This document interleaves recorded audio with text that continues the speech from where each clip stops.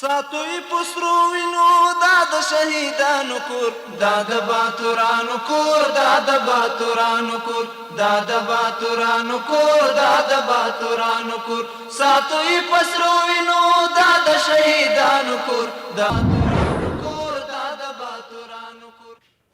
Good evening. Today is Sunday, February 2, 2025. I'm Suleiman Talash and you're watching RTA News. In a meeting with pine nut traders, Nuruddin Azizi, the Minister of Industry and Commerce, emphasized the end of unhealthy competition among traders and added that all traders should come together in a single community. The meeting also discussed the construction of pine nut processing factories, exports, support for members of this sector, and the establishment of pine nut market in the country.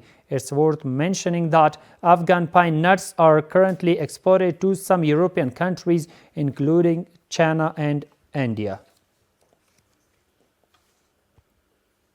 The United Nations High Commissioner for Refugees has expressed regret over the forced deportation of Afghan refugees by Pakistan. The organization is seeking clarification from Pakistani authorities about the orders and remains dedicated to supporting Afghan refugees. Additionally, Maulavi Sardar Ahmad Shakib, the Islamic Emirates ambassador to Islamabad, stated that such actions deepen the divide between the two nations and urged Pakistani authorities to reconsider their stance. We have more details in this report. The United Nations High Commissioner for Refugees (UNHCR) has expressed regret over the ongoing forced deportation of Afghan refugees by the Pakistani government. Both UNHCR and the International Organization for Migration (IOM) reaffirmed their commitment to supporting Afghan refugees. Afghan refugees are being arrested and tortured by the Pakistani police and imprisoned there. This is a big injustice to Afghan refugees. If this trend continues in this way, a big disaster will occur in Pakistan.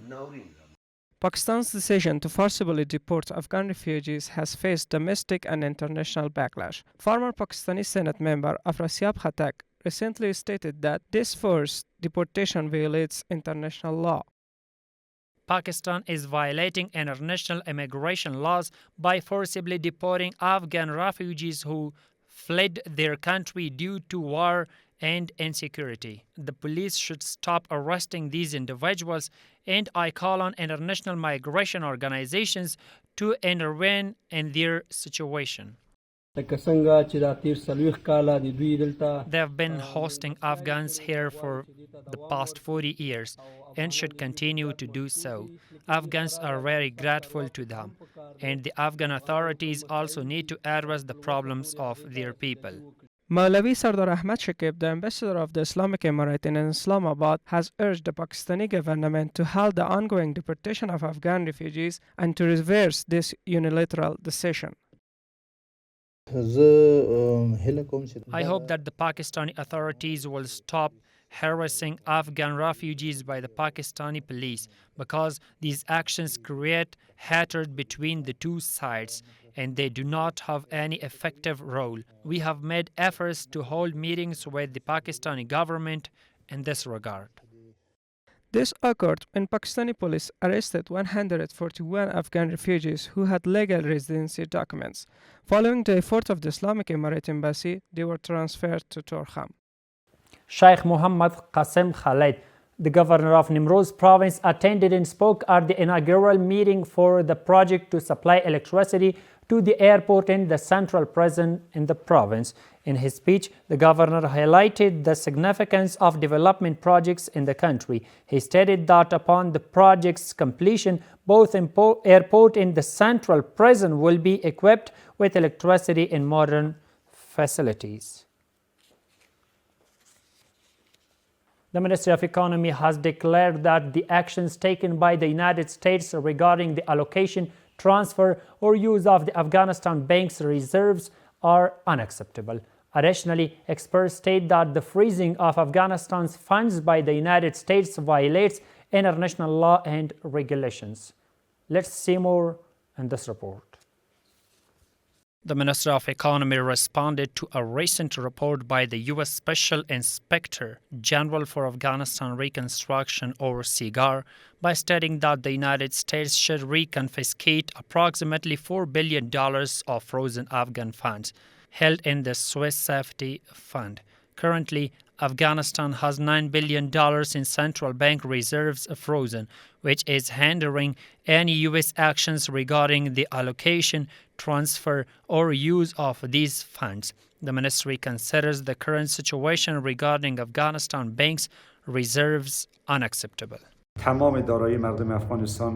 All Afghan assets must be released, and it is the right of Afghans. All the assets of Afghans should be given to the Central Bank of Afghanistan to be used as financial support and to meet the basic needs of Afghan people.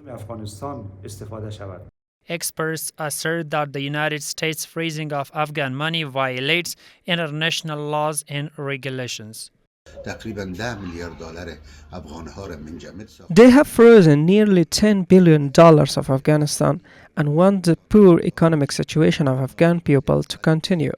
They take advantage of the bad situation of the people to form groups and use them against the Islamic Emirate and the people of Afghanistan. منجمد شدن دارایی‌های افغانستان در The freezing of Afghan assets in US banks has fortunately had a very negative impact on the economic situation in Afghanistan, the main impact of which is on bank interest rates and the depreciation of Afghan currency against foreign currencies.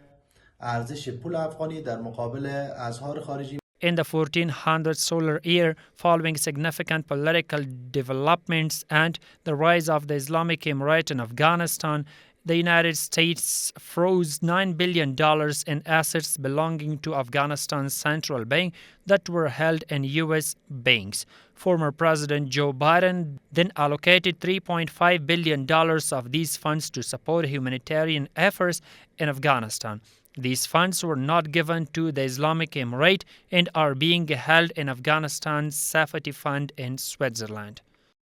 The Ministry of Rural Rehabilitation and Development says that the construction of a 1.5-kilometer road worth approximately 8 million Afghanis has commenced in the Kuzgunar district of Nangarhar province. According to the ministry, the completion of this project will solve the transportation problems of the residents. The construction of 2 entrance gates to Herat city has been completed and inaugurated for 800,000 Afghanis. These gates are located in the areas of Islam Qala and along the Herat-Torgunde road. According to the Herat municipality, the gates were built to enhance the city's appearance and assist security forces. They are equipped with lighting system and CCTV cameras for extra safety.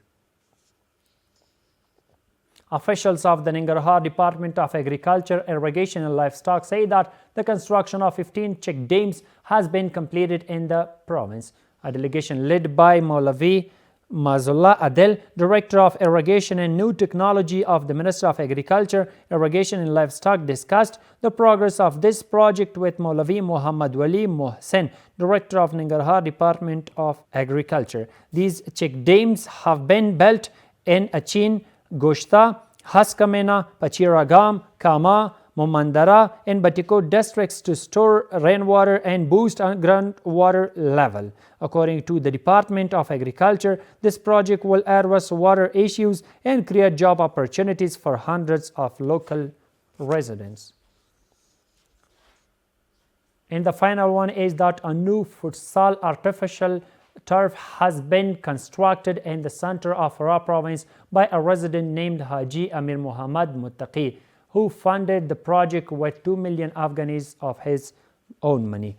The turf was inaugurated by Hamidullah Farahi, the head of Farah's futsal department, who announced that the construction would be completed within 3 months. It's worth mentioning that the residents of Farah have recently begun building several artificial turfs and standard stadiums to promote and develop the game of futsal in the region. That's all for tonight. Thank you so much for watching. Have a good night.